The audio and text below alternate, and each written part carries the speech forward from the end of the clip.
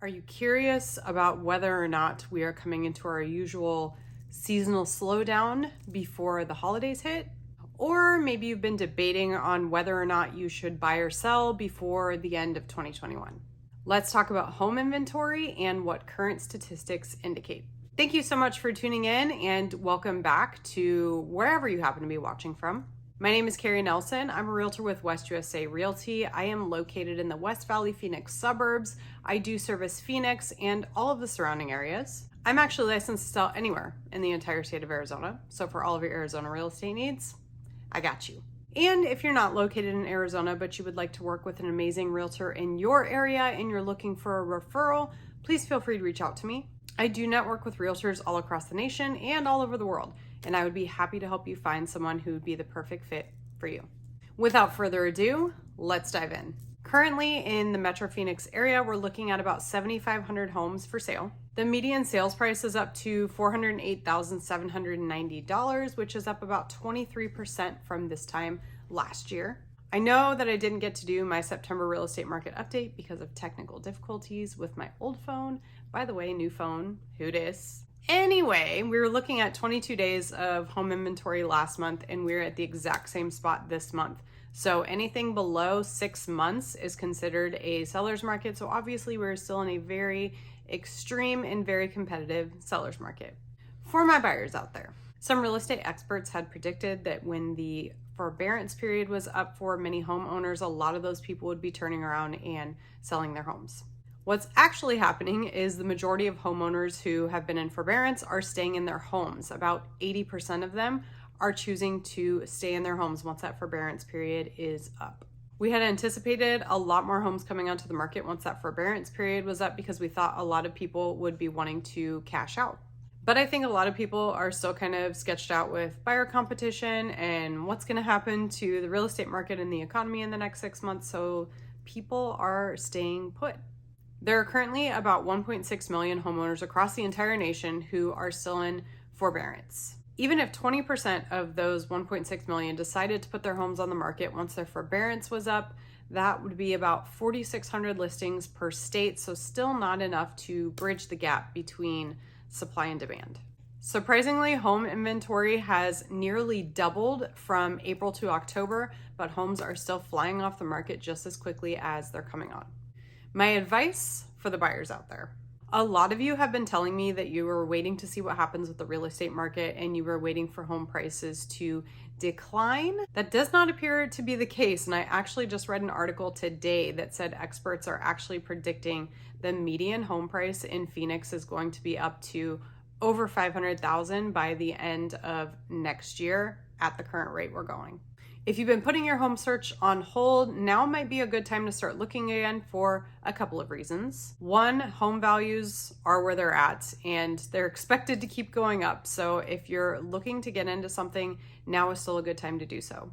The second part of that equation is fewer home buyers are expected to be in the market for our holiday season. Halloween is just over a week away, and once Halloween hits, we start seeing less homes coming onto the market and more buyers dropping out of the market because they decide they just want to stay put and not deal with the stress of moving and buying and selling in the midst of Thanksgiving and Christmas and New Year's.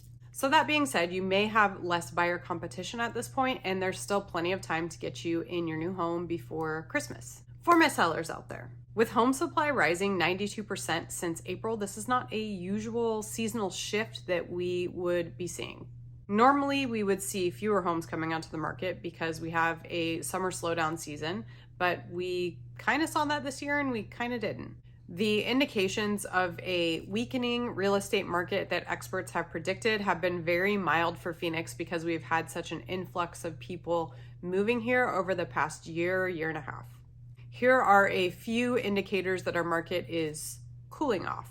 The median days of homes being on the market increased from 5 to 11 days. So now instead of waiting 5 days for your home to go under contract, you're looking at about 11 days.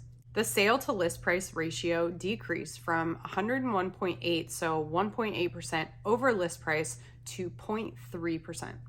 I think I touched on this a little bit in August, but some sellers are still asking for these astronomical prices, and the buyer demand for those high numbers just isn't there anymore. Fewer buyers are able to afford what's currently available in the Phoenix market. So when you're asking for those high prices, you're looking at an even smaller buyer pool because obviously prices have increased and people aren't able to afford those increased prices as much as they were able to a year ago. The total percentage of sales over asking price was 60%, and now we're looking at 47%. The median amount that homes were selling for over list price went from $20,000 down to $11,000. My advice for you sellers out there, as we do see home prices starting to level off a bit instead of climbing drastically like they have been for the last 6 to 9 months, we're seeing home prices start to sort of level out a bit because we were seeing them climb at an astronomical rate for the past 6 to 9 months or so, and now we're seeing things start to taper off a bit. And like I just mentioned, there are fewer buyers who are able to afford the higher prices now. Even so, if you ran numbers on your house within the last 3 to 6 months, there's a good chance that it's worth even a little bit more than it was just a few months ago. Now is a great time to have a conversation with your realtor about what your home is worth and deciding whether or not now is the right time for you to sell. If you're not looking to buy or sell anytime within the next year or so, and you haven't taken advantage of the low interest rates and refinancing in 2020 or 2021, I would definitely advise you to consult with your lender to see if refinancing is a good option for you. If you're looking for a reputable lender to guide you through this process, please reach out to me. I will put you in contact with some amazing lenders who will walk you through the entire process and different scenarios to make sure that refinancing is the right option for you. As always, if you have any questions at all that are real estate related, please feel free to reach out to me. I would be more than happy to get you some answers. Thank you so much for tuning in. I am so sorry that I was not here last month with my monthly real estate market update. I did do a market update post, which obviously is not the same as the video, but I did try and put everything in there that I was going to cover in my video. So if you're curious what September looked like as opposed to October, feel free to scroll back and look at those numbers. Thank you so much for watching. Thank you for all of your continued support, all of your questions. Thank you for your referrals, and thank you so much for all of you who have reached out to me in regards to buying or selling this year and just seeing what your home is worth or seeing if it makes sense for you to buy. I appreciate you so much. And on that note, I will see you guys here next month. Bye, guys.